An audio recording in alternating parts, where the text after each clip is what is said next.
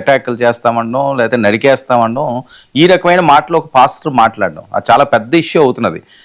రజనీ గారు, కోనసీమలో ఓ పాస్టర్ మాట్లాడింది, ఆయన మీద పెట్టిన కేసులు, ఇది మీకు ఐడియా ఉందా? సార్ నేను చూడలేదు సార్, ఇప్పుడు మీరు చెప్పాకే దాని గురించి చూసినాను సార్. ఒకరు నరికేస్తామని చెప్పి బెదిరిస్తున్నారట, పబ్లిక్ గానే మాట్లాడారట, దాని మీద కేసు పెట్టారు. ఇప్పుడు ఆ ఎస్ఐ బయట వినండి, మీకు ఒక క్లారిటీ వచ్చేస్తుంది. ఆ బయట ప్లే చేయండి.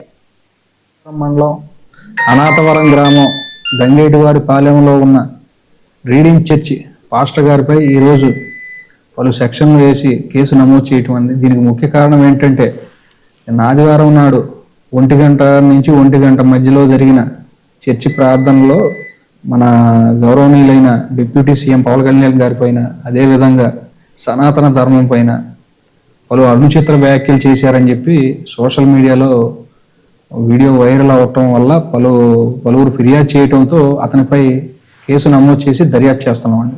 శాంతి భద్రతల దృష్ట్యా కేసు నమోదు చేసి దర్యాప్తు చేస్తున్నామండి. అతన్ని దర్యాప్తులో భాగంగా విచారిస్తున్నాం.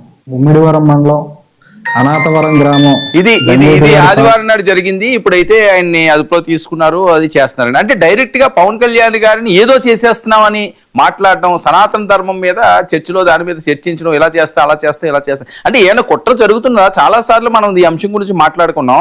ఇప్పుడు బహిరంగంగానే ఆంధ్రప్రదేశ్లోనే, అందులోని కోనసీమ జిల్లాలో పవన్ కళ్యాణ్ గారి గురించి అంత డైరెక్ట్ గా మాట్లాడడాన్ని ఎలా చూడాలండి? ఏం జరుగుతుంది సార్? అక్కడ కమ్యూనిస్టులు నరేంద్ర మోడీ గారి గురించి డైరెక్ట్ గా వైజాగ్ సభలో చాలా దారుణంగా మాట్లాడారండి. అదే వైజాగ్ సభలో చంద్రబాబు గారి గురించి మాట్లాడారు. పవన్ కళ్యాణ్ గారి గురించి నా ఎదురుగా ఉన్నప్పుడు కూడా మాట్లాడుతూనే ఉంటుంటే నాకు ఆశ్చర్యం వేసింది.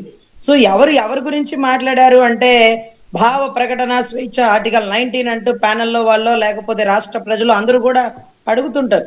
సో ఒకవేళ అతను అన్న గురించి తప్పుగా మాట్లాడితే ప్రభుత్వం మనది, అది తప్పని అంటాం కాబట్టి అరెస్ట్ చేద్దాం. దాని గురించి డైవర్షన్ పాలిటిక్స్ అండి, డిస్కస్ చేయాల్సినటువంటి విషయం కాదు ఇది.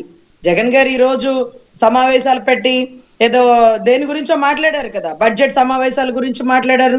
లడ్డూ కల్తీలో ఎందుకు 4 ట్యాంకర్లు కాదండి, ఒక డిప్యూటీ అంటే నేను అనేది రజనీ గారు, ఇప్పుడు ఏదో మాట్లాడడం, విమర్శించడం వేరు. సనాతన నరికేస్తాం అన్న స్టేజ్ కి వెళ్ళారంటే ఒక సీఎం స్థాయి వ్యక్తినో ఇంకొకరినో ఒక వ్యక్తి దాన్ని అంత సింపుల్ గా తీసి పడేయాలా? లేదండి, మీడియాని ఒక పక్కకి డైవర్ట్ చేయడానికి అరెస్ట్ చేసి పడేద్దాం. అతని వెనకాల ఎవరున్నారో పిలిపిద్దాం, అయిపోలా? అతని వెనకాల ఎవరున్నారో పిలిపిద్దాం. అతని దమ్ము ధైర్యం ఏంటో ఎవరు చెప్పిస్తున్నారో, కాలకేయులు చెప్పిస్తున్నారా, కట్టప్పలు చెప్పిస్తున్నారా, డైవర్షన్ పాలిటిక్సా? అరే ఎంక్వైరీ చేస్తే అయిపోయా. పోలీసుడు అతని పని అతను చేస్తుండగా మనం మధ్యలో దూరి అరే ఎలా అంటారు, ఎలా అంటారు, ఏం చూసుకుని అంటారు, మనకేం తెలుస్తుంది? The part of the investigation, scene of offence, ఎవరెవరు ఉన్నారు, అతని బ్యాక్గ్రౌండ్ వెరిఫికేషన్ ఏంటంటే చేస్తుంటారు అధికారి అతని విధులను నిర్వహించనివ్వండి. ఉప ముఖ్యమంత్రి అయినా, ఉప ప్రధాని అయినా, రాష్ట్ర ప్రజలు ఎలా అంటే అలా మాట్లాడతారు. గతంలో అమరావతి రైతులు జగన్ గారి గురించి, జగన్ గారి కుటుంబ సభ్యుల నుంచి మాతో సహా అందరూ మాట్లాడిన వాళ్ళమే. అందరి మీద ఎంక్వైరీలు చేసి కేసులు పెట్టల. అందరూ ఇంతకంటే ఎక్కువే మాట్లాడారు.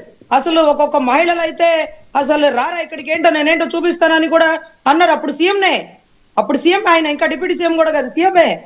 అది ఏమనంటే కేసు కడదాం, అప్పుడు కేసు కట్టలేదు, ఇప్పుడు కేసులు కడుతున్నారు. ఎంక్వైరీ చేద్దాం. వాళ్ళు చర్చిలో మన దేవుళ్ళ గురించి కూడా, హైందవ దేవుళ్ళ గురించి కూడా మాట్లాడతారు.